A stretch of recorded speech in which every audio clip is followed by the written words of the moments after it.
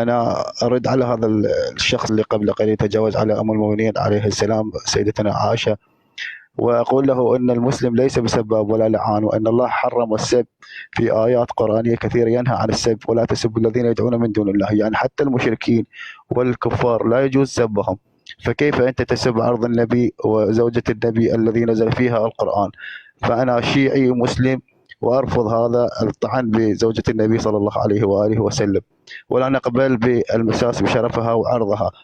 وأيضا على كل مسلم ومسلمة أن يكون المصدر الأساسي له هو القرآن الكريم.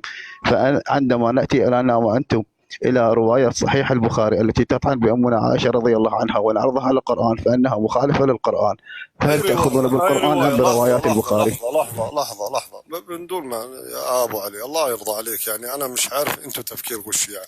وين الرواية اللي في البخاري تطعن في أم المؤمنين؟ أنا صحيح البخاري الطبعة السلطانية الجزء الأول.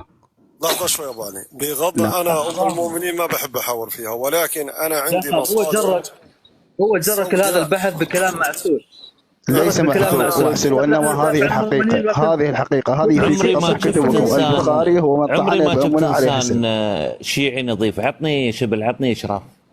اقسم بالله هذا اخبث ابو علي، اخبث من اللي طعن قبل شوي. تمام، لا هذا الكلام اذا لا تريدون ان تطعنوا بالبخاري. لا بحاورك، انا بحاورك، عطني اشراف. انتم اذا تقدسون البخاري اكثر من المؤمنين عليه السلام. لحظه شوي لا تريدون ان تسمعون الروايه. نقاشنا في الاصول، تفضل يا هذا الطرف. نقاشنا في الاصول يا نقاشنا في الاصول، تفضل يا تفضل. اصل الاصول عندكم العدل، التوحيد او ليس بالتوحيد؟ هل توحدون الله في اشياء بالامر ام تقولون كما قال البخاري ان الله ينزل في الثلث الاخير من الليل؟ تفضل، اين هو توحيدكم الان؟ لا ابو علي جاوبني. انت بالك انت تحس حالك عندك علمين، انت اول مره تناقش يعني؟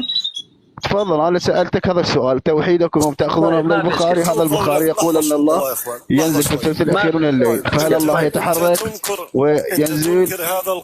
انت تنكر هذا القول؟